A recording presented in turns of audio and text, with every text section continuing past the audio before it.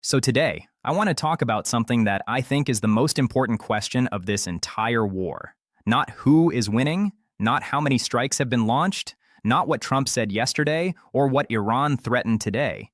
The most important question is this: can America actually stop this war? Can it negotiate a ceasefire? Can it withdraw? Can it find a way out?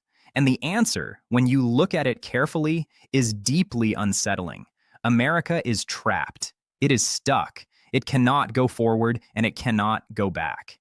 And today I want to explain exactly why, step by step, in simple, easy to understand English. So let us begin. Part 1. This war has its own momentum.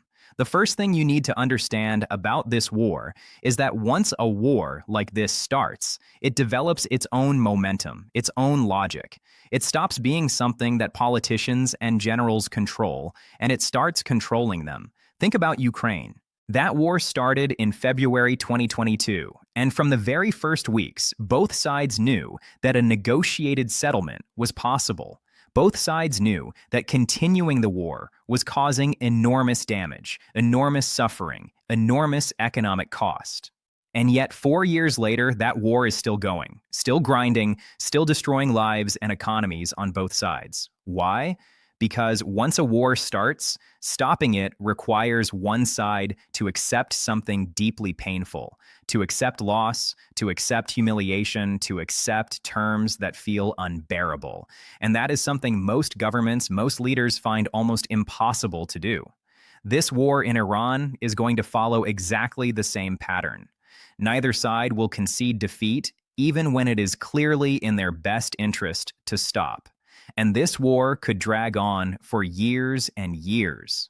That is not a prediction. That is a pattern, a historical pattern that repeats itself over and over again. But here's what makes this war even more complicated than Ukraine. Even if America wanted to stop, even if America decided today that it wanted a ceasefire, it cannot. Not because Iran will not negotiate, but because the terms Iran would demand would be so devastating for America that accepting them would be worse than continuing the war. Let me explain this trap very carefully. Part 2. The ceasefire trap. So let us imagine America decides it wants to negotiate a ceasefire with Iran. It picks up the phone, it reaches out through back channels, maybe through Oman or Qatar, and it says, "Let us talk." What does Iran say back? Iran says, "Fine, we will stop fighting." But here are our terms. First, America pays Iran approximately $1 trillion in reparations. $1 trillion for the destruction caused by this war, for the decades of sanctions, for the economic damage inflicted on the Iranian people. Second, and this is the critical one, America must leave the Middle East permanently, pack up its bases, withdraw its forces, remove its military presence from the entire region forever, because Iran's position is very simple. The only way to guarantee Iran's long-term survival is to ensure that America can never come back and do this again. Now, on the surface, some people might say, well, maybe that is not so bad. Maybe America should leave the Middle East anyway. But here is why that thinking completely misunderstands the situation. The moment America leaves the Middle East, a chain reaction begins. A chain reaction that will be catastrophic for the American economy and for American power globally. Let me walk you through this chain reaction step by step. Step 1. The GCC becomes Iran's client states. Right now, the GCC nations, Saudi Arabia, the UAE, Qatar, Kuwait, Bahrain, they exist under American military protection. America guarantees their safety. America is the reason they can function as independent nations. The moment America withdraws, that protection disappears. And the only nation in the region with the military power to guarantee the safety of the GCC and to control access to the Strait of Hormuz is Iran. So the GCC nations have no choice. They become client states of Iran. They fall under Iranian influence.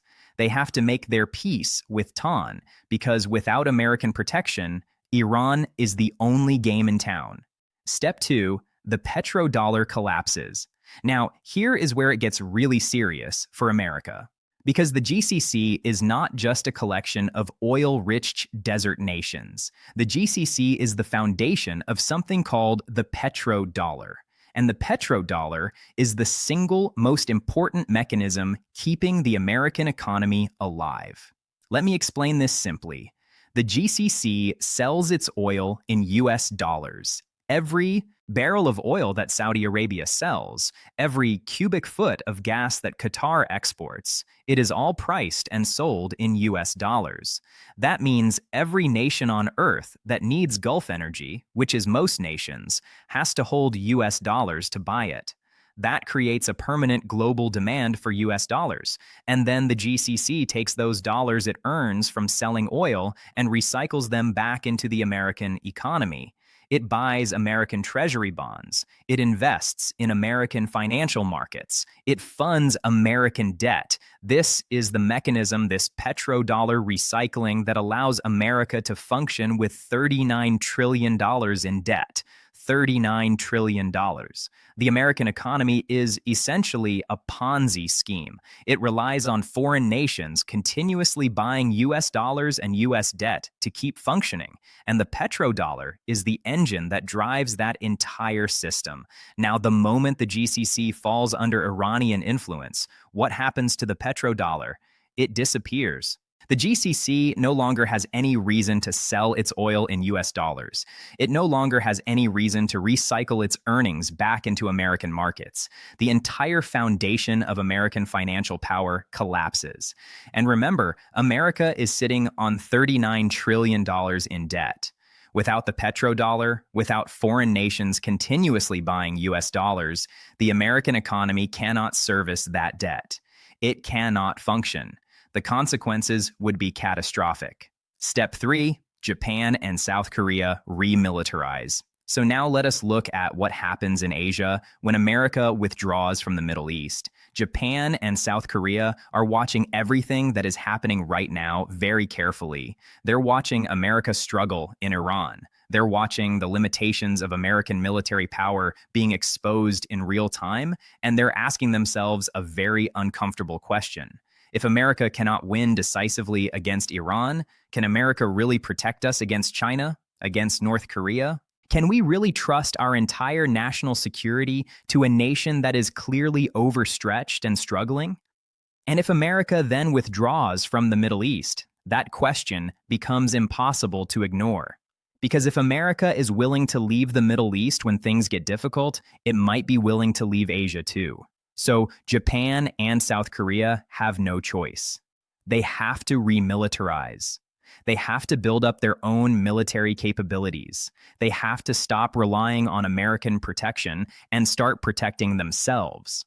Japan, which has been pacifist since World War II, is already talking about the most significant military expansion in its post-war history. That process accelerates dramatically if America withdraws from the Middle East. And here is the consequence for America. Japan and South Korea remilitarizing means they are spending their resources on their own defense instead of buying American weapons and supporting American military infrastructure. Another blow to American economic and strategic power. Step 4, Europe makes peace with Russia. And now, let us look at Europe. Right now, Europe is supporting America's confrontation with Russia in Ukraine. It is paying enormous economic costs, energy cost, military cost, refugee costs to maintain that position. But Europe is watching the Middle East very carefully too. And if America withdraws from the Middle East, Europe draws one very logical conclusion. If America is withdrawing from the Middle East, America is retreating. America's pulling back. America is no longer the reliable guarantor of global security it once was. So why are we, Europe, continuing to fight America's war in Ukraine at enormous cost to ourselves? Would it not be in our best interest to negotiate a peace treaty with Russia as soon as possible? Before things get even worse, and the moment Europe makes peace with Russia, the entire Western alliance system that America has built over 80 years begins to fracture. NATO loses its coherence. American strategic dominance in Europe evaporates, another devastating blow to American global power. Step 5, the US dollar loses reserve currency status. So now let us add all this together. The petrodollar collapses. Japan and South Korea stop supporting American military infrastructure. Europe fractures from the Western alliance.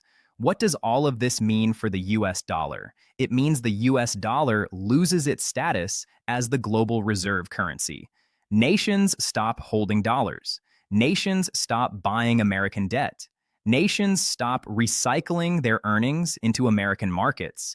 And America, sitting on $39 trillion in debt, has absolutely no way to service that debt without the global demand for dollars that reserve currency status provides.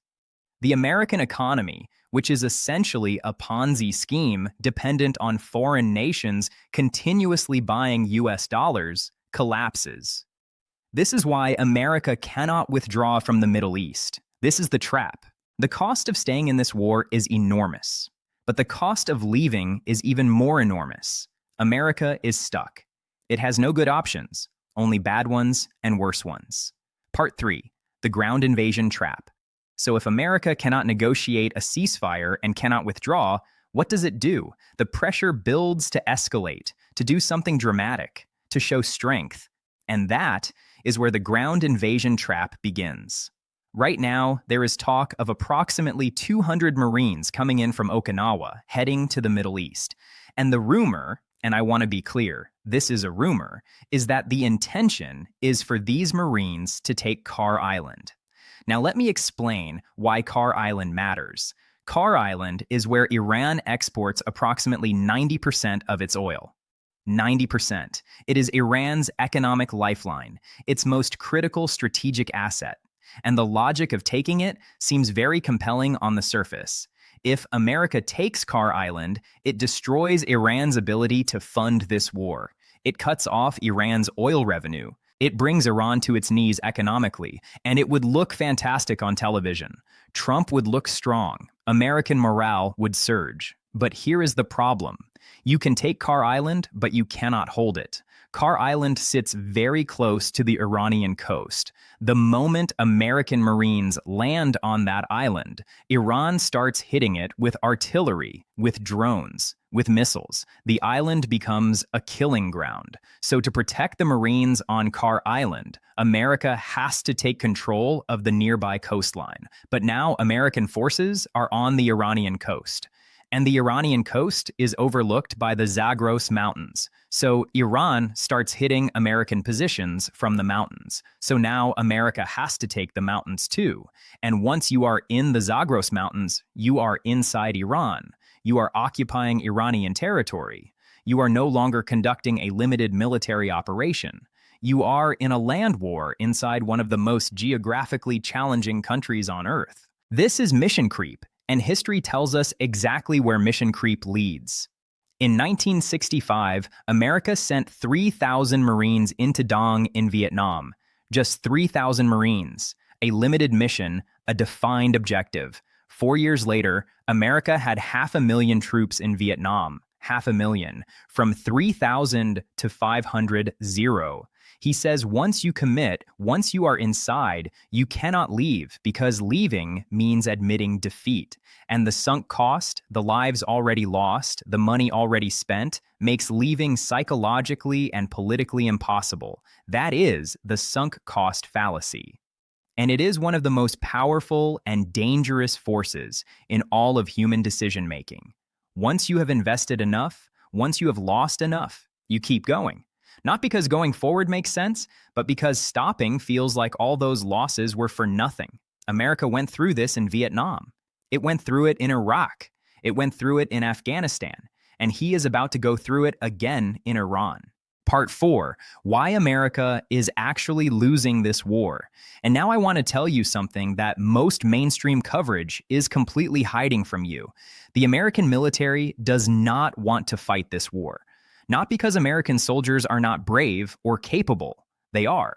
But because the American military has gamed this conflict, tested it in simulations, run the scenarios, modeled the outcomes countless times, and every single time they run the war game, America loses. Let me say that again. Every single time American military planners simulate a full-scale war against Iran, they lose. Why? Because the American military is built for a very specific kind of warfare. It is built for shock and awe, for overwhelming air power, for precision strikes that destroy an enemy's defenses in days. That is what happened in Iraq in 2003. America achieved air supremacy in days, rolled into Baghdad in weeks, toppled the regime in under a month. Easy, clean, fast. But Iran is completely different. Iran has been studying America's military playbook for over 20 years. It has watched every American war, analyzed every American tactic, identified every American weakness, and built its entire military strategy specifically to counter what America does. Iran does not try to fight America the way America wants to fight. It does not mass its forces for America to destroy with air power. It disperses. It hides. It uses asymmetric tactics, drones, hypersonic missiles, underground facilities, proxy forces across the region. All of it specifically designed to negate America's advantages and exploit America's vulnerabilities. And nowhere is this more visible than with America's aircraft carriers, the USS Abraham Lincoln and the USS Gerald Ford. These are the most powerful naval vessels ever built. Each one carries enough firepower to devastate a small country. They are the ultimate symbol of American military power, and they are sitting far away from Iran's coast. Threatening, posturing, but not actually doing very much because getting too close to Iran means entering the range of Iranian drones and hypersonic missiles. And a carrier, for all its power, is also an enormous target. Losing a carrier would be one of the most catastrophic military and psychological blows America has ever suffered. So the carriers stay back, and Iran knows they will stay back. The Iranians have spent 20-plus years preparing for exactly this war. They know the American playbook better than most American generals, and they have the perfect counter to it. Part 5, what should America actually do? So given all of this, given that America cannot stop, cannot withdraw, cannot win cleanly, and is sliding toward a ground invasion trap, what should America actually do? The honest answer requires stepping back and seeing the bigger picture. This war in Iran does not exist in isolation. It is connected to everything else happening in the world right now. The trade war with China, the war in Ukraine, the tensions in Asia, all of it. These are not separate conflicts. They are all symptoms of the same underlying problem. American empire is overstretched. It has its fingers in everything, every conflict, every region, every dispute. And by having its fingers in everything, it allows its enemies to provoke it, to drag it into conflicts that drain its resources, damage its reputation, and weaken its position globally. That is exactly what is happening right now. The only real solution, the only path that preserves both American power and global stability, is a fundamental change in approach. Instead of trying to dominate everything, America needs to sit down with everyone, Russia, China, Iran, all of them, and acknowledge that the old world order where America was the unchallenged hegemon is over, and that a new order is needed. One where America is not the bully, but a genuine partner. Where every major power has a stake in stability, where the global economy can function in a way that benefits everyone, not just a privileged few. What does that actually look like in practice? It means America stops trying to maintain military bases in 80 countries. It means America stops using the dollar as a weapon of economic warfare against nations it disagrees with. It means America sits at the same table as Russia and China and Iran and says, we all have interests here. We all have things we need. We all have people who depend on us. Let us build a system where everyone gets enough of what they need that nobody feels the need to go to war to get it. That is not weakness. That is wisdom. And right now, wisdom is the only thing that can save us from the catastrophe that is coming if this war continues on its current path. Whether America has the humility and the vision to take that path, that is the most important question of our time. And honestly, I do not know the answer, but I do know this. The longer America waits to make that choice, the more expensive and the more painful that choice becomes for America, for Iran, for the entire world. So, let us just recap what we have covered today. This war has its own momentum just like Ukraine, and neither side can easily stop it. America cannot negotiate a ceasefire because Iran's demands would trigger a catastrophic five-step chain reaction. GCC becomes Iran's client states. Petrodollar collapses. Japan and South Korea remilitarize. Europe makes peace with Russia.